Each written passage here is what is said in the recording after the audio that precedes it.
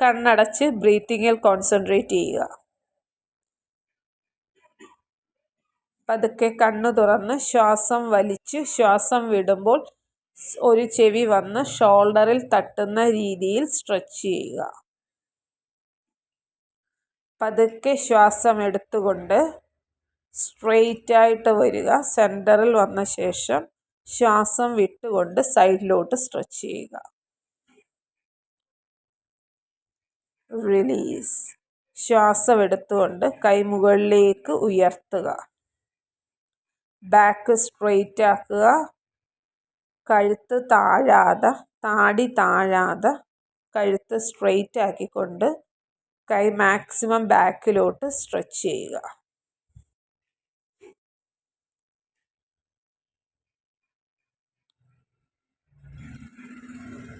Normal ശ്വാസോച്ഛ്വാസം ചെയ്യുക. ശ്വാസമെടുത്ത് ശ്വാസം വിട്ടുകൊണ്ട് കൈ താത്തുക.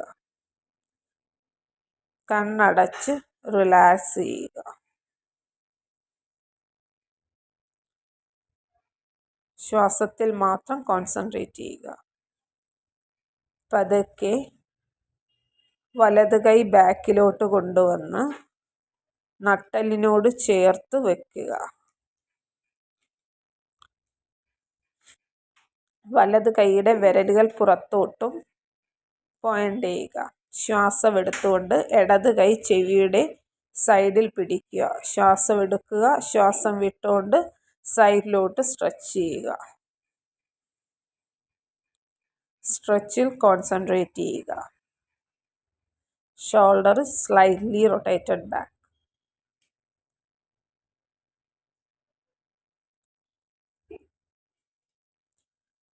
റിലീസ് ചെയ്യുക.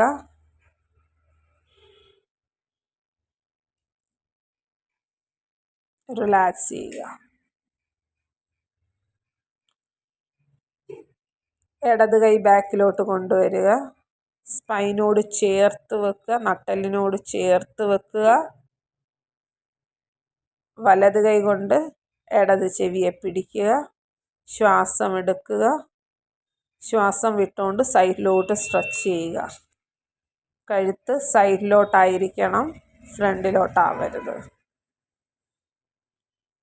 കണ്ണടച്ച് സ്ട്രെച്ചിൽ കോൺസെൻട്രേറ്റ് ചെയ്യുക.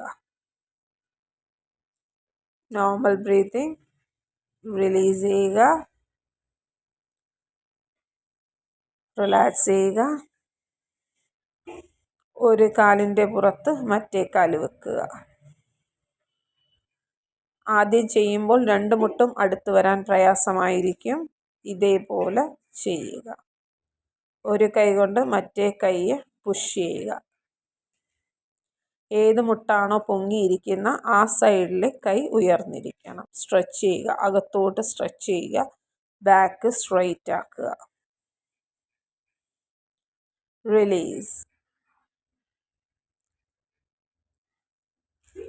അടുത്ത കാൽ ചെയ്യുക.